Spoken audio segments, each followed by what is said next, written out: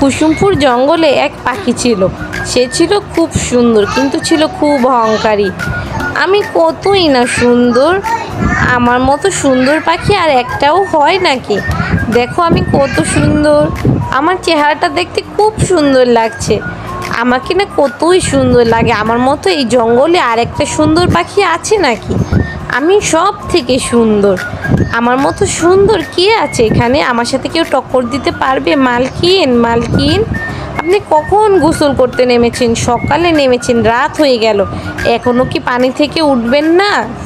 তুই কি বুঝবি পানিতে থেকে নিজেকে দেখার কি আনন্দ? তুই কি আমার মতো সুন্দর নাকি? তুই সুন্দর হলে বুঝতি। যেই না সুন্দর, আবার নাম রাখছে পেয়ারা। হ্যাঁ মালকিন, আপনি খুব সুন্দর, আপনার মতো সুন্দর পাখি আমি আর একটাও দেখিনি। আপনি খুব সুন্দর, খুব রূপবতী, আপনাকে দেখে সবাই মুগ্ধ হয়ে যায়। সত্যি টুনি, তুই সত্যি বললি আমি সত্যি এত সুন্দর? আমাকে দেখলে সবাই পাগল হয়ে যাবে। হ্যাঁ মালকিন, সত্যি আপনি খুব সুন্দর, আপনার মতো পাখি তো আমি আর একটা দেখিনি। সত্যি তুই আমার মতো আর একটা পাখিও দেখিস নি টুনি? তুই আমাকে এত পছন্দ করিস, আমাকে সবাই পছন্দ করে, আমি যেই সুন্দর। চল বাসার দিকে যাই, গিয়ে দেখি ঈগল আসলো নাকি। তারা বাসার দিকে রওনা দিল। গিয়ে দেখে সেখানে এক টুনি ভিখারি বসে রয়েছে। মা, মা, আমি কতদিন ধরে কিছু খাই না, আমাকে কিছু খেতে দিবি? না, আমি কোনো কুৎসিত পাখিকে কোনো ভিক্ষা দিই না। তুমি আমার বাসায় কেন এসেছো? দে না আমাকে একটু ভিক্ষা, আমি খুব ক্ষুধার্ত, আজকে কতদিন ধরে কিছু খাই না, আমাকে একটু ভিক্ষা দে, না হলে একটু খাবার দে, একটু খাবার দে না। তোদের তো অনেক খাবার, কত বড় বাড়ি তোদের। আমার যত বড়ই বাড়ি হোক, আমি কোনো টুনি ভিখারিকে ভিক্ষা দেই না, আমি কোনো ভিখারিকে খাবার দেই না, আমি কোনো কুৎসিত পাখিকে খাবার দিই না। তুই কি কুৎসিত দেখেছিস? তুই তুই কি আমার মতো সুন্দর? তোকে আমি খাবার দিব? দে না মা, আমার সাথে এরকম খারাপ ব্যবহার করছিস কেন? তোকেও আল্লাহ বানিয়েছে, আমাকেও আল্লাহ বানিয়েছে, সবাই তো আমরা আল্লাহর সৃষ্টি। তোকে আল্লাহ ধনী বানিয়েছে বলে তুই আজকে আমার সাথে এরকম খারাপ ব্যবহার করবি? মালকিন একটু খাবার দেন না, সত্যি অনেক ক্ষুধার্ত। তুই আমার মুখে মুখে কথা বললি এই ভিখারির জন্য, আজ থেকে তোকে আমি চাকরি থেকে না করে দেব, দেখবো তখনও তুই তোর বাচ্চা কাচ্চা নিয়ে রাস্তায় ভিক্ষা করবি। না মালকিন, আমি কিছু বলবো না, আমাকে আপনি চাকরি থেকে তাড়াবেন না, আমাকে চাকরি থেকে তাড়াবেন না, না হলে আমার বাচ্চাটা নিয়ে আমি কোথায় যাব? আমার বউ বাচ্চা তো এতিম হয়ে যাবে। এই তুই যা এখান থেকে, তোকে যেতে বলেছি, আর তুইও আজ থেকে কাজে চলে আসবি না, তোকে আমি কাজ থেকে বের করে দিলাম। পরের দিন সকালে ঈগল টুনি, টোনা ও তার বাচ্চাকে বাসা থেকে বের করে দেয়। তুমি কেন তর্ক করলে মোরল মশাইয়ের সাথে? তুমি যদি ইগলির সাথে তর্ক না করতে তাহলে আজকে আমাদের এত কষ্ট করতে হতো না। তাই বলে আমি একটি অবিচার সহ্য করে নিব টুনি? তুমি এই কথাটি বললে? হ্যাঁ বললাম, তাই তো আজকে আমাদের এত কষ্ট করতে হচ্ছে। তুমি জানো ইগলি খারাপ পাখি, আজকে আমার বাচ্চা কাচ্চা নিয়ে রাস্তায় বসতে হচ্ছে। আচ্ছা টুনি, তুমি বসো, আমি কিছু খাবারের ব্যবস্থা করি, দেখি কিছু পাই কি না। বাচ্চাটারও তো খুব খিদে লেগেছে টোনা, তুমি একটু গিয়ে দেখো না কোনো খাবার পাও কি না। আজকে আমরা তোমার জন্য রাস্তায় বসেছি, পথে বাচ্চাটাকে নিয়ে বসেছি, খোকাটার খুব ক্ষুধা পেয়েছে, খোকাটা তো খুব অসুস্থ, তুমি জানো, একটু দেখো কোথাও খাবার পাও কি না খোকাটা। আচ্ছা ঠিক আছে, আমি খোকার জন্য খাবার খুঁজতে যাচ্ছি, তোমরা এখানেই বসো, দেখো কোথাও যেও না, কিন্তু কোথাও গেলে আবার আমি তোমাদের খুঁজে পাবো না, তোমরা বসো। আচ্ছা তুমি যাও, খোকার জন্য একটু খাবারের ব্যবস্থা করো, খোকার খুব কষ্ট হচ্ছে, খোকাটা সকাল থেকে কিচ্ছু খায় না। যাও তুমি গিয়ে দেখো খাবার কোথাও পাও কি না, কোনো খাবারের থাকার ব্যবস্থা হয় কি না। মা, মা, আমার খুব খিদে পেয়েছে, আমাকে একটু খাবার এনে দিতে বলো না বাবাকে, আমার খুব খিদে পেয়েছে, আমি আর হাঁটতে পারছি না মা। আমাদের বাসা থেকে কেন বের করে দিল ইগলি? ইগলিকে বলো না আমাদের আবার বাসায় নিয়ে যেতে। না মা, ঈগল আমাদের আর বাসায় নিবে না, আমরা এখানেই বসে থাকি, বাবা তোমার জন্য খাবার নিয়ে আসবে, তুমি কান্না করো না। আচ্ছা বাবা, তোমার জন্য আমি খাবার নিয়ে আসছি, তোমরা এখানে বসো, আমি এক্ষুনি খাবার আনতে যাচ্ছি। তাই বলি টুনা খাবারের উদ্দেশ্যে রওনা দিল। সে খাবার খুঁজতে গিয়েছে এবং টুনি ও খোকা একটি গাছের নিচে বসে রয়েছে, অনেকক্ষণ হয়ে গিয়েছে, টোনার কোনো খবর নেই। মা কতক্ষণ হলো, বাবার কোনো খবর নেই, বাবা কি আজকে আসবে না খাবার নিয়ে? দেখো না মা, বাবা কোথায় গেল?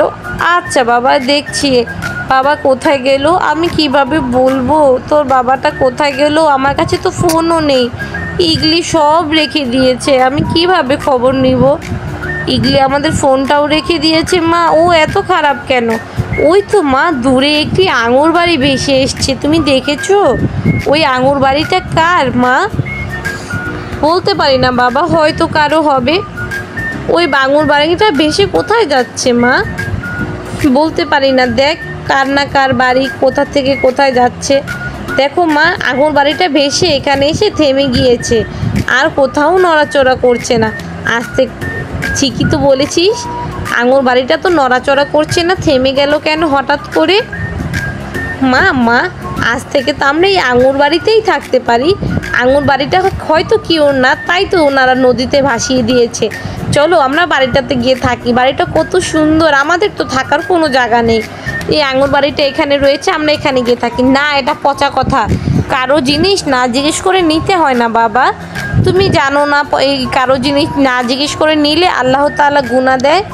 মা আমরা না জিজ্ঞেস করে কোত্থেকে নিচ্ছি, এটা তো ভেসে এসেছে, এটা তো কেউ আমাদের দেয়নি, বা আমরা কারো জিনিস চুরি করে নিচ্ছি না, ভেসে এসেছে, আমরা কিছুদিনের জন্য এর ভিতর আশ্রয় নেই, তার মালিক চলে আসলে আমরা চলে যাব। তখনই সেখানে টোনা এসে পড়ে এবং সে কিছু ফলমূল নিয়ে আসে। টুনি দেখো, আমি তোমাদের জন্য ফল নিয়ে এসেছি, তোমরা এটা খেয়ে নাও। টোনা দেখো, ওই যে একটা আঙুর বাড়ি ভেসে এসেছে। তো খোকা বলছে আমরা এই আঙুর বাড়িটাতে চলে এবং আমরা এই বাড়িটাতে গিয়ে বসবাস করি। ঠিকই তো বলেছে খোকা, খোকা খারাপ বলেছে, আমরা এই আঙুর বাড়িতে গিয়ে বসবাস করি। চলো, তুমিও একই কথা বলছো টোনা, এটা কার না কার বাড়ি, যদি আমরা ভিতরে গেলে অপমান কর। এমনিতেই তো কম অপমান হয়নি সকাল থেকে, তুমি তো জানোই ইগল আমাদের কতনেই অপমান করে তাড়িয়ে দিল। আচ্ছা চলো ভিতরে গিয়ে দেখি, অপমান করলে এসে পড়বো। যদি ভালো কিছু হয় আগে থেকে খারাপ চিন্তা করে রাখা ভালো, পরে ভালো কিছু হয়। আচ্ছা চলো, তুমি যখন বলছো বাসায় গিয়ে দেখি। তারা বাসার ভিতরে গিয়ে দেখে একটি অসুস্থ পরী বাসায় শুয়ে রয়েছে। কি এখানে আমার আঙুর বাড়িতে, আমাকে একটু সাহায্য করো না, আমি খুব অসুস্থ, আমি বিছানা থেকে উঠতে পারছি না, আমাকে একটু সাহায্য করো না। কে তুমি পরী এই আঙুর বাড়িতে? আমি এক পরী, আমি খুব অসুস্থ, তাই পরিরাজ্য থেকে আমাকে পৃথিবীতে পাঠিয়েছে সুস্থ হওয়ার জন্য। আমাকে কি তোমরা সুস্থ হতে একটু সাহায্য করবে? তোমাকে পরিরাজ্য থেকে পৃথিবীতে পাঠিয়েছে কেন? সুস্থ হওয়ার জন্য, সেখানেই তো সুস্থ হতে পারতে তুমি। না, আমার সুস্থ হওয়ার ওষুধ পরিরাজ্যে নেই, পৃথিবীতে আছে, তাই আমাকে পৃথিবীতে পাঠিয়েছে, কিন্তু মনে হয় না আমি সুস্থ হব, তাই এখন মরার জন্য দিনক্ষণ গুনছি। আমাকে তো কেউ সাহায্যই করে না, কিভাবে সুস্থ হবে তুমি আমাকে বলো। সাহায্য করব। এখান থেকে 3 নদী পার দিলে একটি বড় পাহাড়, সেই পাহাড়ের চূড়ায় একটি ডাইনি বসবাস করে। সেই ডাইনির কাছে একটি কালো গোলাপের গাছ আছে, সেই গোলাপের রস খাওয়ালেই আমি সুস্থ হয়ে উঠব। সত্যি? তাহলে আমি তোমাকে সেই কালো গোলাপের রসটি এনে দিব। তো এই কাজটি খুব কঠিন। সেই কালো গোলাপের গাছের কাছে বসবাস করে এক ডাইনি, সেই ডাইনি তোমাকে যে কোনো সময় মেরে ফেলতে পারে। তুমি কি তোমার জীবনের ভয় শুনে যাবে? হ্যাঁ আমি যাব, অবশ্যই যাব। তুমি এত অসুস্থ, তোমাকে সুস্থ করতে আমি ঠিকই যাব। তুমি বলো একবার, আমি কোন রাস্তা দিয়ে যাব? তুমি কি যেতে পারবে? তুমি এখান থেকে পশ্চিম দিকে হেঁটে যাও, হেঁটে যাওয়ার পরেই তুমি সেই 3টি নদী খুঁজে পাবে। তুমি যদি যাও, যদি তোমার কিছু হয়ে যায়, আমি কখনো নিজেকে মাফ করতে পারবো না টুনি।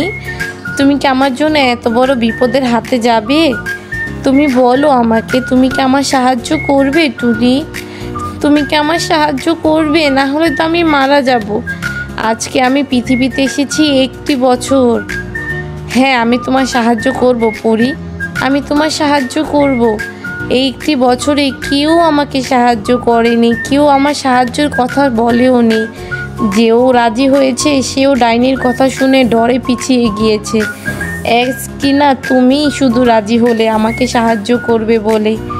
তুমি কি সত্যি আমাকে সাহায্য করবে টুনি? হ্যাঁ, তুমি তোকে সাহায্য করব। আমি এক্ষুনি রওনা দিচ্ছি কালো গোলাপের রস আনবো বলে। আচ্ছা টুনি, তুমি যাও, তুমি সাবধানে যেও। আমি তোমার জন্য দোয়া করব, আল্লাহ তোমার মঙ্গল কামনা করুক।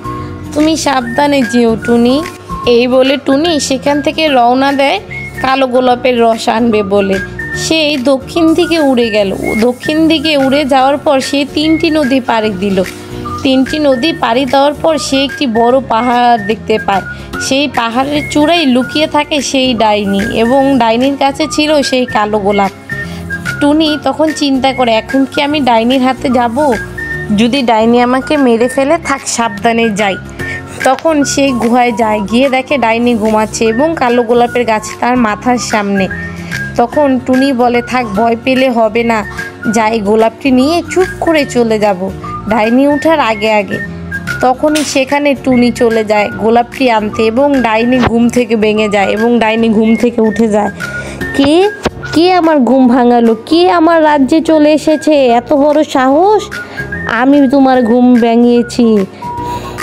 তুই ছোট্ট এক পাখি, আমার ঘুম ভাঙিয়েছিস? তোর এত বড় সাহস? হ্যাঁ, আমার এত বড় সাহস, তুমি আমার কিছুই করতে পারবে না। তুই আমাকে চ্যালেঞ্জ দিচ্ছিস? দেখ তোকে আমি কি করি, এখনই তোকে আমি মেরে ফেলবো। তুই জানিস না আমার রাজ্যে যে আসে আর প্রাণ নিয়ে যেতে পারে না? তুই এটা জেনেও আমার রাজ্যে কিভাবে আসলি? হ্যাঁ আমি জানি, কিন্তু তারপরও এসেছি এই কালো গোলাপের রস নিতে। দেখো তোমাকে আমি কি করি এখন। এইটা বলে টুনি সেখানে একটি লাঠি খুঁজছিল ডাইনিকে আঘাত করবে বলে। সে লাঠিটি খুঁজতে খুঁজতে সে একটি লাঠি দেখতে পেল। তখন ডাইনি তাকে বলে, তুই আমাকে মারবি? আমি এক্ষুনি তোকে মেরে ফেলছি, তুই দেখ আমি তোকে কিভাবে মারি। বলে যখনই ডাইনি টুনির দিকে এগিয়ে আসবে, তখনই টুনি সেই লাঠিটি হাতে নেয় এবং উড়ে গিয়ে ডাইনির মাথায় জোরে আঘাত করে, এবং ডাইনি অজ্ঞান হয়ে যায়, এবং টুনি কালো গোলাপ নিয়ে সেখান থেকে পালিয়ে আসে। এবং টুনি সেই কালো গোলাপটি রস করে সেই পরীকে খাইয়ে দেয়, এবং কিছুক্ষণের মধ্যেই পরী সম্পূর্ণ সুস্থ হয়ে যায়। এবং পরী টুনিকে জিজ্ঞেস করে, তোমরা এখানে এই আঙুর বাড়িতে কেন এসেছিলে? আমাকে তো বললে না। তখন টুনি ও টোনা পরীকে সকল ঘটনা খুলে বলে, এবং তা শুনে পরী বলে, আজ থেকে এই আঙুর বাড়ি আমি তোমাদের উপহার দিলাম। আজ থেকে এই আঙুর বাড়ি তোমাদের। তোমরা এই আঙুর বাড়িতে সুখে শান্তিতে বসবাস করো। তোমরা এই আঙুর বাড়িতে যা চাইবে তাই পাবে। আজ থেকে তোমাদের ফলমূল খাবারের কোনো অভাব হবে না। তোমরা শুধু আমার নাম নিয়ে একবার আঙুর বাড়িতে 3টি টোকা দিবে, তাহলেই সব ফলমূল চলে আসবে। সত্যি পরী, তুমি আমাদের এত বড় উপহার দিচ্ছ? হ্যাঁ দিচ্ছি, কারণ তোমরা আমার সাহায্য করেছো, আমার জীবন ফিরিয়ে দিয়েছো বলে পরী সেখান থেকে চলে যায়। এবং টুনি ও টোনা খোকাকে নিয়ে খুব সুখে শান্তিতে জীবনযাপন করতে লাগলো। গল্পটি ভালো লাগলে শেয়ার করে দিবে।